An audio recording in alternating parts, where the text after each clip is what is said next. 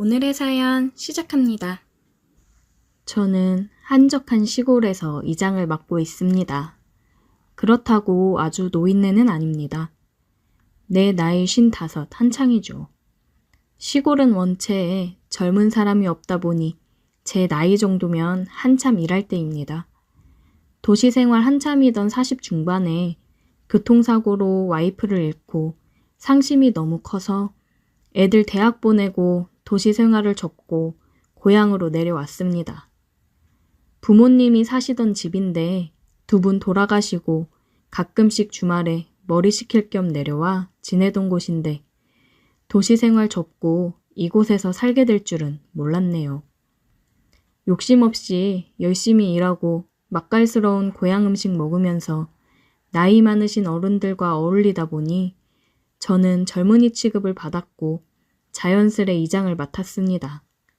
원래 시골이 텃세가 심하다고 해서 걱정을 많이 했었지만 원체 제 성격이 사람 좋아하고 베푸는 걸 좋아해서 마을 어르신들이 금방 좋아해 주셨어요. 그러던 어느 날 젊은 부부가 저를 찾아왔어요. 딱 봐도 태어나서 시골 생활 한번 안 해봤을 것 같은 사람들이었는데 귀농을 하고 싶다고 했습니다. 그렇다고 이 마을이 그들의 고향은 아니었죠. 왜 하필이면 이 마을에서 귀농을 할 생각인지 물어봤는데 그들이 말하길 1년 전 마을 뒤쪽으로 여름 휴가를 나왔다가 2년이 된 부부인데 그 기억이 너무 좋았기에 시골 와서 농사로 성공해보겠다는 포부를 밝히더군요.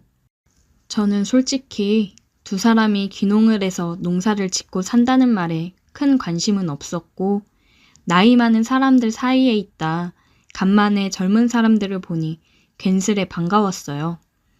그리고 혼자 산 지 오래돼서 그런지 같이 온 젊은 새댁을 보니 마음이 설레더군요.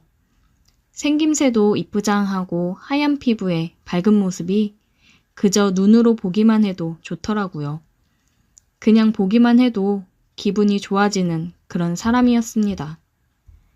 당장 집을 얻을 형편은 안 되고 방 한 칸 얻어서 지내다 퇴직하고 내려와 살 생각이라고 괜찮은 방 얻을 수 있는 곳이 있을지 물어보더군요. 그렇기에 발벗고 나서서 제가 사는 집에 사랑채도 단장해서 내주었고 동네 어르신들 동의도 제가 수월하게 받아냈고 열심히 도와줬습니다. 원래 귀농하러 내려오면 마을 사람들 민심 얻는 게 가장 힘든 일이라 하지 않습니까? 이장인 제가 앞서서 도와주니 그들 입장에서는 아주 수월하게 자리 잡은 것이라 생각해요. 시골로 오기를 잘했다는 기쁨이 그날부터 자리하고 있었습니다. 젊은 부부는 낯선 시골 생활에 있어서 저에게 의지를 많이 했고 많이 물어보고 그랬어요. 식사도 처음에는 따로 밥을 해먹다가 안채 부엌을 같이 쓰고 식사를 같이 하자고 했고 한 식구처럼 지내게 되었습니다.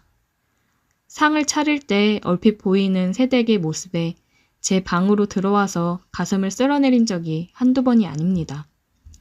나이 먹고 주책맞게 왜 이리 심장이 빠르게 뛰던지 새댁과 새신랑도 어찌나 제게 잘하고 싹싹한지 마치 제 딸처럼 제 자식처럼 대해주었어요.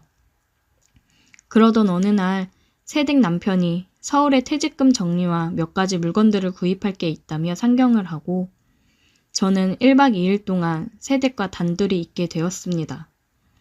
그날 마을에서 소 한 마리를 잡았다고 해서 고기 몇 근을 얻어 집에 와서 구워 먹었죠. 담근 술을 꺼내 마시며 한잔 하겠느냐고 했더니 좋다고 하더군요. 담근주는 독해서 금방 취할 텐데 새댁은 술을 잘 먹는 건지 아주 술술 마시더라고요. 술 기운이 올라온 새댁이 저에게 이런 말을 했습니다. 혼자 시골에서 지내시면 외롭지는 않으세요? 이렇게 다정하고 좋은 분인데 혼자 계시니 자꾸 마음이 쓰이네요. 하더니 울음을 팍 쏟았습니다. 제 탓은 아니지만 젊은 처자 눈에서 눈물이 흐르니까 당황하게 되었어요. 이걸 어떻게 해야 할지 모르겠더군요. 이렇게 이쁜 얼굴을 하고 눈물 흘리면 안 되지. 저는 흐르는 눈물을 손으로 닦아주었어요. 저도 왜 이러는지 모르겠어요. 실은 남편 일 관련해서 많이 어려워져서 여기로 내려온 건데 이장님이 너무 다정하게 잘 챙겨주시니까 저도 모르게 자꾸 마음이 가고 의지가 되고 이러면 안 되는 거 아는데 제 마음을 어찌 해야 될지 모르겠어요. 새댁은 눈물이 그렁그렁한 눈으로 저를 빤히 쳐다보더군요.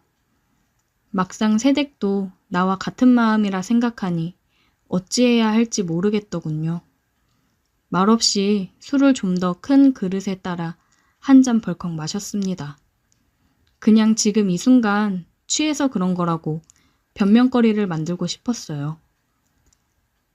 나도 새댁이랑 같은 마음인데 그래도 어쩌나 나는 혼자라 쳐도 새댁은 남편도 있고 지금이 힘들어도 앞으로 서로 의지하면서 더 좋은 미래를 꿈꾸면 되지. 이장님은 외롭지 않으세요? 오늘은 남편도 없는데 우리 술도 너무 많이 취했고 그냥 눈 한 번 감고 저 안아주면 안 돼요? 어차피 우리 내일이면 아무것도 기억 못할 거잖아요. 작정하고 저를 유혹하는 새댁을 저는 밀어내지 못했습니다.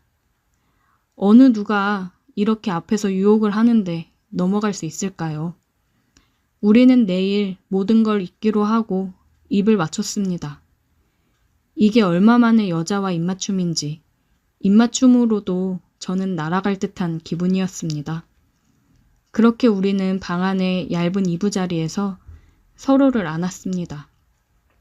내 앞으로 평생 여자와 다시 해보는 날이 올 거라고는 생각도 못했었고 특히 이렇게 젊고 예쁜 새댁과 하게 될 줄 누가 알았겠습니까? 정말이지 황홀 그 자체였습니다.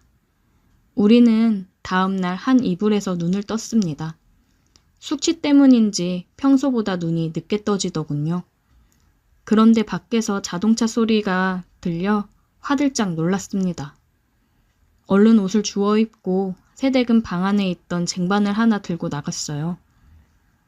당신 왔어? 생각보다 일찍 왔네.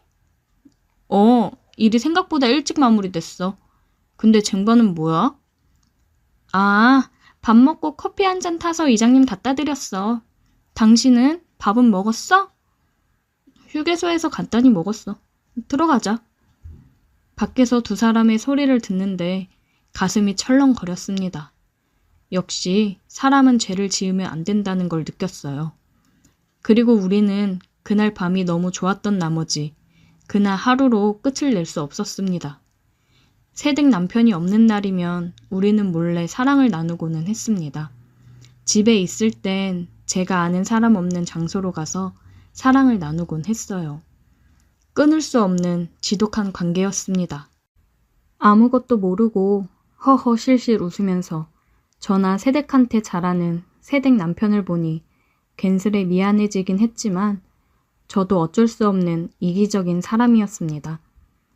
그로부터 6개월 정도 지난 후 새댁 남편 집안에 문제가 생겨서 두 사람은 서울로 다시 올라가게 되었고 우리는 아쉬운 작별을 하였습니다.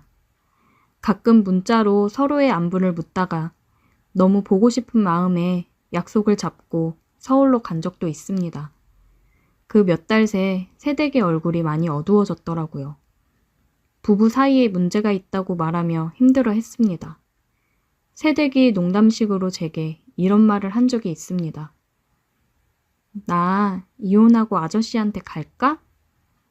그 말에 힘없이 웃기만 하던 저였습니다. 그때 용기를 내서 뭐라고 대답을 했었다면 어떤 결과가 있었을지 모르겠지만 나이 차이도 많이 나는 새댁과 그러면 안 될 거라고 생각했어요. 제가 아무런 말이 없자 새댁은 말도 안 되는 소리에서 미안하다고 하며 그렇게 우리는 헤어졌고 6개월이 지난 지금까지 그녀에게서는 아무 소식이 없네요. 같이 살던 집에서 혼자 멍 때리고 있다 보면 어느 날 갑자기 그녀가 대문을 열고 환하게 달려올 것 같은 느낌이 있습니다. 이렇게 마음이 깊어질 줄 알았다면 그때 새댁이 용기 내어 꺼낸 말에 나에게 오라고 자신있게 얘기해 줄 걸. 그게 너무 한이 되네요. 기다리다 보면 새댁이 다시 연락을 해줄까요? 저는 하염없이 새댁이 오기를 기다리고 있습니다. 오늘의 사연 여기까지입니다. 오늘도 들어주셔서 감사해요. 구독, 좋아요, 알림 설정 부탁드려요.